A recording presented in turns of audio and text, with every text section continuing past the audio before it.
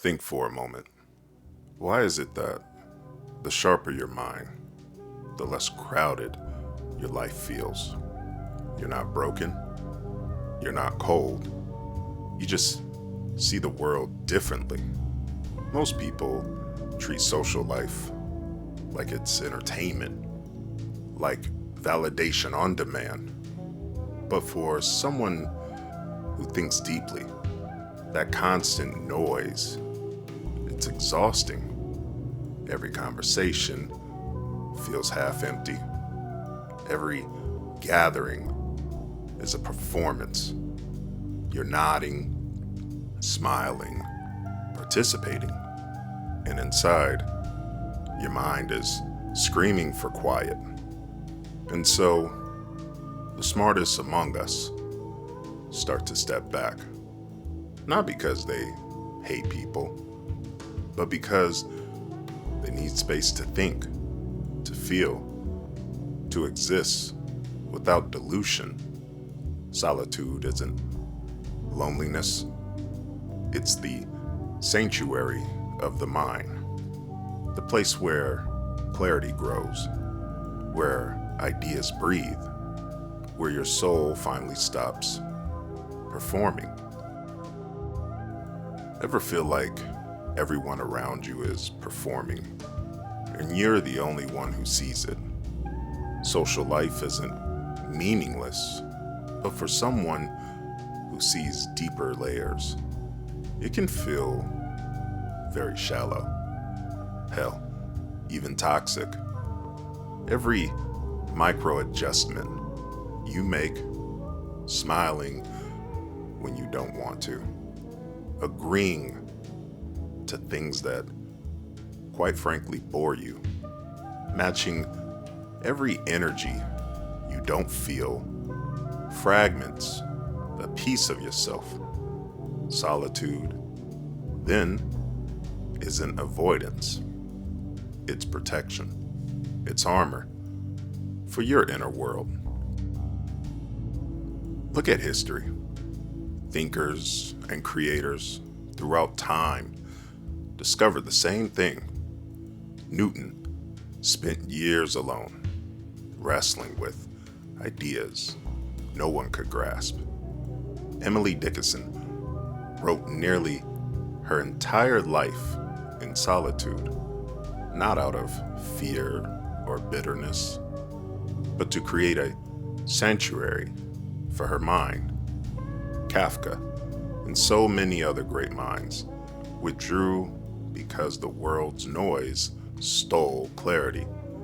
This isn't coincidence. There's a pattern. Solitude fuels insight, creativity, and understanding. And it's not just history. Science explains why interaction is exhausting for highly sensitive or intelligent minds. Every conversation carries a cognitive load. You're reading expressions, adjusting tone, monitoring reactions. Your brain is calculating social equations constantly. Dopamine spikes from shallow validation only give temporary satisfaction, and you know it to be true, leaving your deeper needs starved. Empathy overload adds another layer, picking up emotional noise like a sponge. It's like trying to paint a masterpiece while someone taps on the frame every few seconds.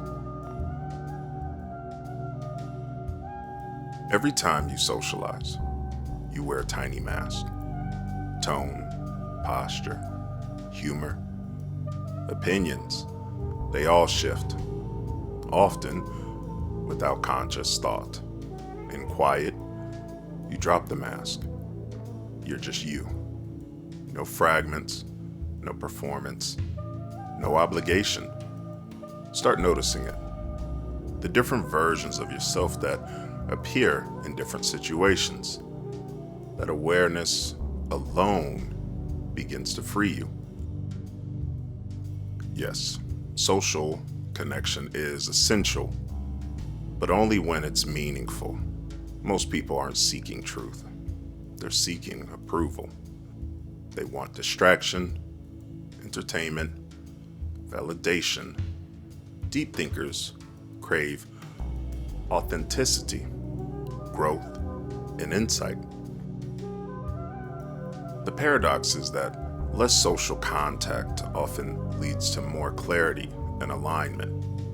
It makes every authentic connection richer, deeper, and rarer.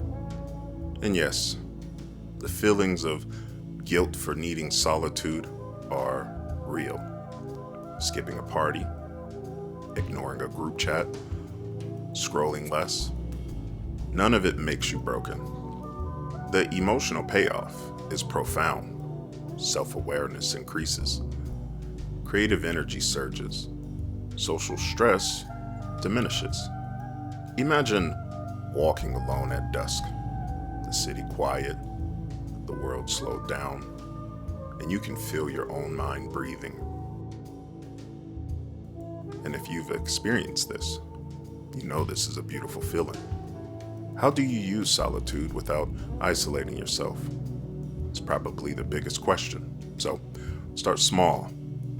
Block time daily to think or journal. Fast from social media and distractions.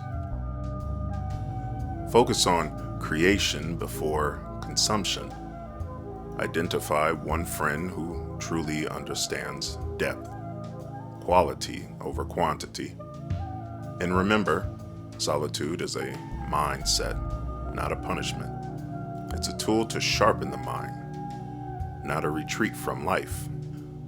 Solitude sharpens your emotional self-regulation, observation, and creativity. If you feel different, alone, misunderstood, that's a strength. Your brain is aligning with clarity while others are distracted. Picture an eagle soaring alone over the forest. Alone, but in total command of its domain. That is the power of deliberate solitude. Solitude is not a punishment, it's preparation. The world's noise is optional. Clarity is earned. When were you last truly yourself? Would you trade your inner depth for shallow approval? Take a moment to reflect. Your time alone is not wasted. It is the ground where insight, strength, and creativity grow. The quieter your mind, the louder your life becomes.